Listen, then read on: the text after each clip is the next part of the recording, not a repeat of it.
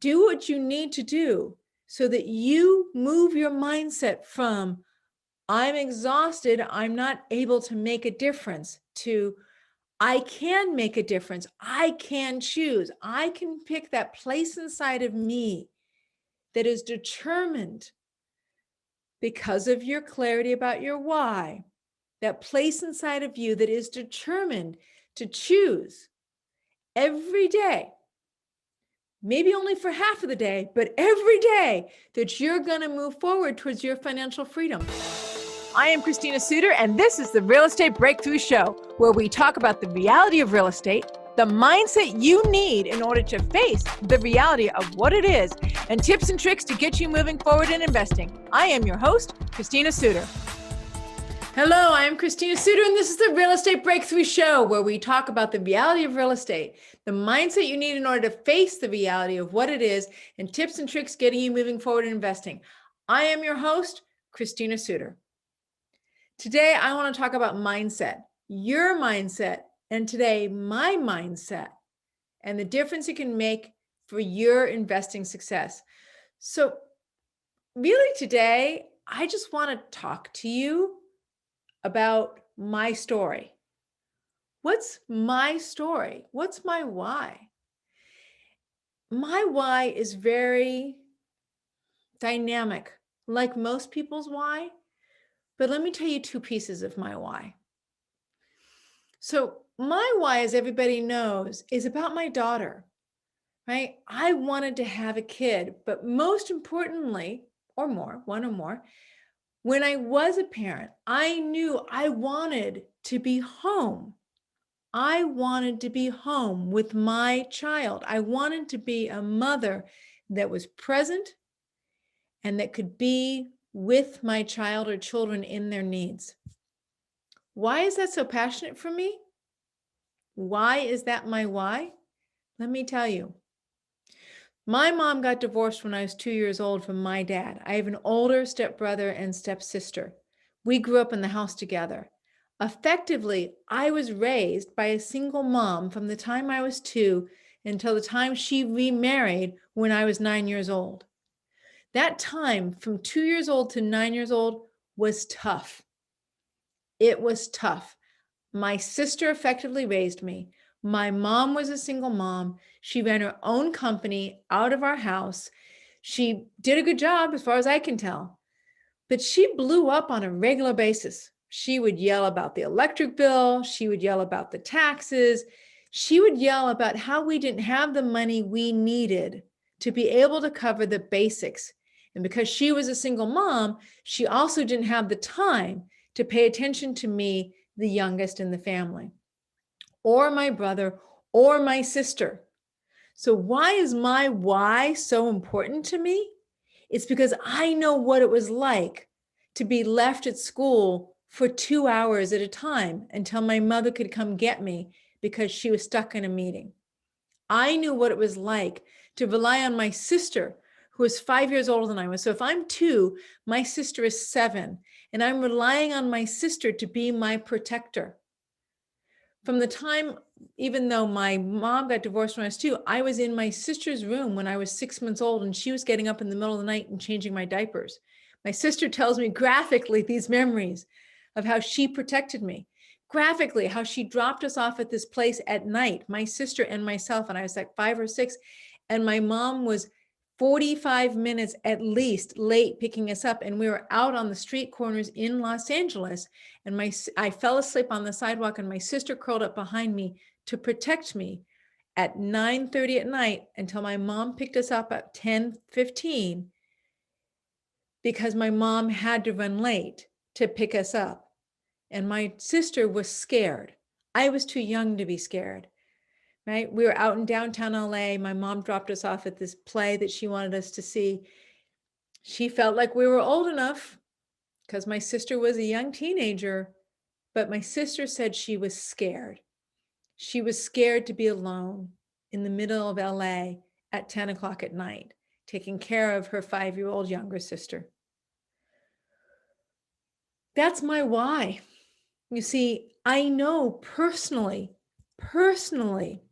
what it's like to need a mom or to need a parent to love you, to be present to you, to take care of you, to see the truth of the light in you, and how important that is and how that defines yourself as a being, or how you can question yourself because maybe it's not there. So I am confessing 100% to you guys that my why, which is to be there for my daughter, to pick her up from school so she knows that I'm there, so she knows that it's important, so she has a stable, sound understanding of the world and parents that love her. That why came out of my own history. It came out of my own lack. I know it's profound to me. And what's important about it may or may not be the pain of my childhood. What's important about it may or may not be the joy that I hope my daughter has. What's important about it is that it makes it valuable to me. The joy that I get, the peace of mind that I get, the self-respect that I experience because I am fulfilling what I would want to be for my daughter, brings me the peace and sense of being on purpose that a why can bring. It brings me the stability and the dedication and the impetus and the certainty in my mind that what I am doing is right, that facing real estate, facing the good of it and facing the bad of it, because this is my chosen career, it allows me to be with my daughter. It allows me to do passive investing. It allows me to do active investing. It allows me to set my schedule to pick up my daughter at 3 o'clock or 3:30 in the afternoon when she's done with school. It allows me to be present to her eyeball to eyeball when she needs me there. It allows me to be there for her gymnastics practices. It allows me to be there and to hear her say, "Mom, I want to play soccer." And I go, "Great, let's play soccer." You see, it gives me, real estate gives me the life I want, to be the parent I want to be. So why would I turn from it? I'm going to show up. I'm going to be passionate about, I'm going to be happy about doing the tough stuff that real estate needs from me because I understand my clarity of purpose is to be there for my daughter and for my own sense of peace and joy in being a parent. That's my why. Okay, guys, what's your why? What is it that you know that if you portray that value in yourself, that you will not be happy with who you are? What is that thing that when you think about it, it brings you joy to know that you'll be able to fulfill it? Those are your whys. That is why we show up for real estate. That is why we choose to be investors. That's why we choose to not only be investors, but maybe even be joyful and happy about being investors. Because being a real estate investor is sometimes really great and sometimes it's a pain in the patootie. That is the why that I use to show up for my daughter, for my husband, for my life, for my joy. Now, there's another piece to this. I told you there's 2 reasons, right? So I've just told you the first reason.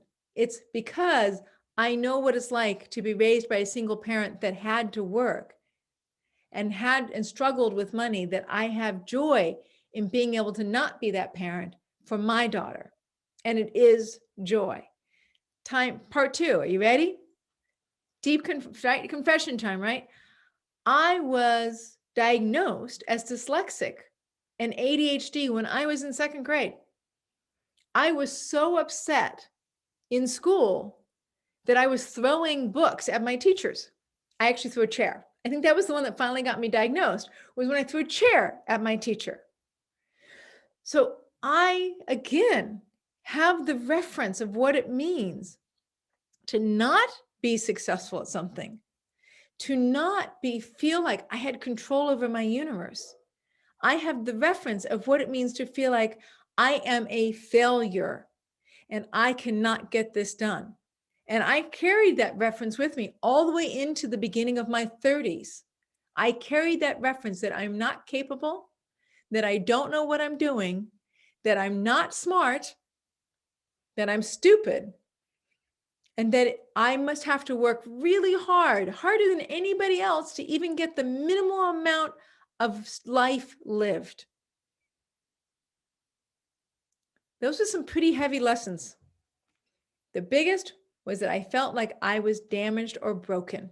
And I share that with you because if you feel like you're damaged and broken, that is not an excuse. It is not an excuse for not doing your work and showing up. If you go, I can't do real estate because I'm damaged or I'm broken or I'm incapable or I was diagnosed with something as a child or I failed in school. I'm sorry, guys. It's not an excuse. You can't allow it to be an excuse as to why you don't control your own financial freedom, why you don't make choices to move forward. Okay, you're busy thinking, okay, great, Christina, you can say that now. You can say that now that you've been financially free and now that you've been an investor for 30 years, you can say that now. And also 15 years of personal growth work and therapy. Just saying. That's a required part of the course. If you perceive yourself as a failure, if you perceive yourself as trapped, then a good amount of personal growth work is the answer to your financial freedom. So I can say that now. I can say, hey, great, lady, you know it doesn't limit you, but it feels like it limits me. So what am I supposed to do about that? I'm in a job where I'm exhausted when I get home. Your joy and your vision about financial freedom might be good for you, makes you all excited, but what about how tired I am? Don't let that tiredness be your excuse. Your determination to love yourself, to be successful, resides underneath the tiredness. Trust me, I know this. I know the tiredness. I have lived being exhausted coming home from work. I have lived feeling like this is just a freaking merry-go-round and there's no way I can get off of it. Please, somebody, stop the madness of not being able to get off this.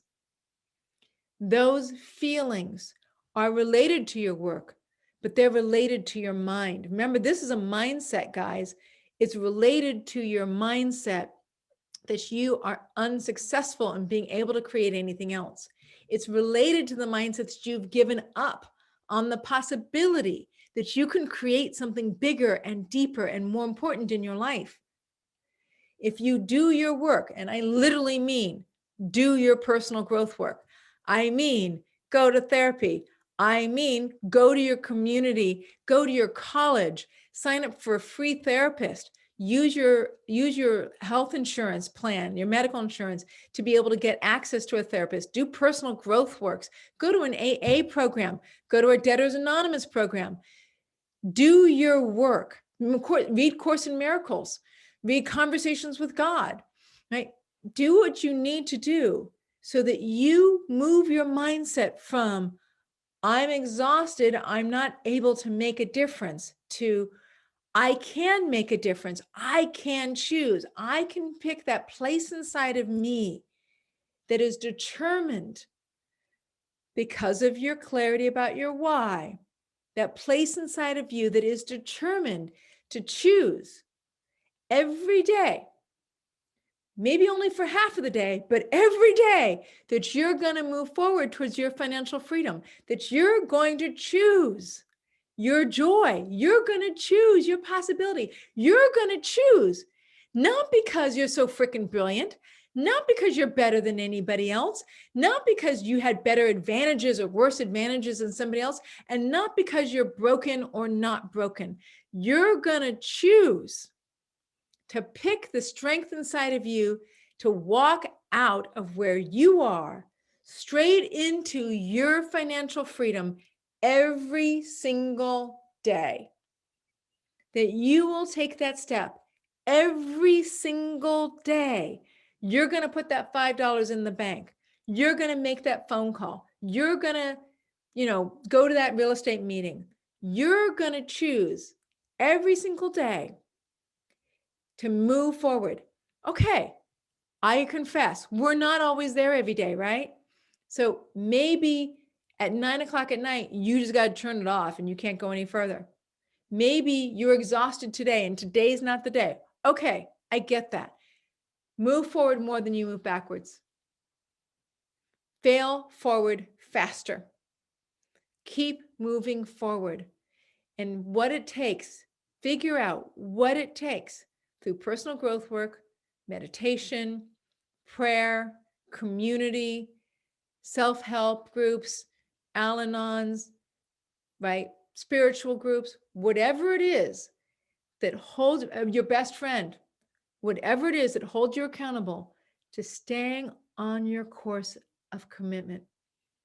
Because honestly, guys, the tiredness and the self-doubt come from you breaking your commitments with yourself.